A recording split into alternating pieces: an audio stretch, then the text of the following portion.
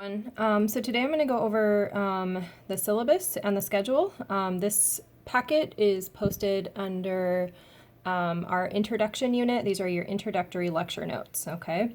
So I'm just going to hit on a couple of highlights. You want to read through this, and I'll be asking you after you've read through it to talk about it in lecture with us on the first day. So make sure you've read it before the first day. Just want to show a few highlights. So first of all, why Chem 3? I hope that you find that this class is very relevant to your life and your work and your classes. It's kind of the vocabulary of all the other sciences and the atoms behind all the other sciences that you're working on. In terms of communication, this is maybe the most important thing of everything that you see today.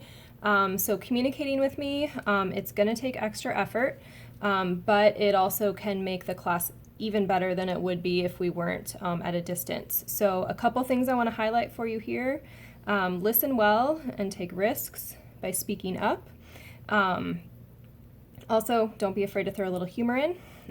With me and other classmates, any communication, be professional and respectful.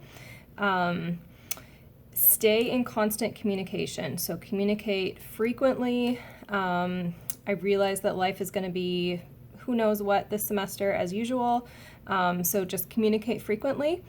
In terms of ways that we will communicate, you can see there's 7 bullet points of ways that we'll communicate. These are going to be the best ways to communicate quickly with me during our synced Zoom classes and during our synced Zoom student hours. This is really the heart of my class, so that's the best way to communicate. We'll also be utilizing discussion boards. I'll send out regular announcements and messages on Canvas, so you want to make sure that you are seeing those messages. I'll return your emails within about 24 hours on weekdays, and this is important. Please remind me if I forget. And usually I try not to reply to emails on Saturdays and Sundays. So again, those live Zoom times, lecture and student hours are the best, fastest way to get a hold of me. We'll also trade comments back and forth. I will survey you. So those are going to be some of the ways that we can communicate. And this is COVID in a nutshell, right? Be brave and creative and try new things. So with the communication, let that kind of be your guide. In terms of things that you need to have to prepare for this class, it's kind of a shorter list than maybe it looks like here. You're going to need some kind of device. Students usually find that the computer is best for your quizzes. That's for those post quizzes, and then a good internet connection or a reliable hotspot you can go to. I don't actually have these, but you also will need to get a lecture note packet, hard copy, so it's on paper, or if you're working exclusively on a tablet, that can work, but you're going to need to be able to write on those. This is so essential. Also, the lab manual, a hard copy, also essential. Those can both be purchased from the Long Beach bookstore, or they're posted on Canvas for you as well. Get a calculator, something like this, so you're not just working on your phone. That kind of lets you separate what you're working on. You'll need this right away in chapter 1, so have a calculator like that. I find if I'm well prepared with school supplies, it helps a lot, especially online. I had to be even more organized. And I realize it's a little bit hard to get stuff right now. Takes a little longer maybe to find things. So here are the things that I utilized as I went online. A big giant binder, so legit like 3-inch binder with a ton of dividers inside of it. You can barely see this, but this is my binder, and I have a divider for each chapter. So tons of dividers. That's going to help you keep your mountains of paperwork organized. In addition, have some good pens. Colored pens sometimes are a good thing to have. Pencils. Something I use a lot is highlighters. Every single lecture as I'm doing notes, I'm going to use these 6 colors, the purple through the yellow. So I've got those sitting on my desk here. Those are going to help us make some visual connections between things. So definitely get those. Extra paper and maybe some whiteout if you're working with ink. Optional things. The worksheet packet from the bookstore, also posted online, is optional. That's not so critical that you print it, but some students, maybe about half of them, used it last semester. The textbook is also optional. There's a little picture of the cover of it there. This is the textbook. Any version of it, digital, International, just make sure it's got principles of general organic and biological chemistry in it. If it doesn't have principles, you're going to get twice the book, and you don't want that. So that is the textbook. Another thing that's purely optional, we'll be able to do this online, but if you want to, you can purchase a model kit to help you visualize the structures. We'll be using this in chapter 3, and then again in chapter 10 and 11 and 12. We'll be working with these models. So don't spend anything more than about $20. If you're going to get one of those on Amazon, they're usually about 200 pieces. We will have digital options, so don't worry about that. But if you want to get that, that's something we would normally be using in class.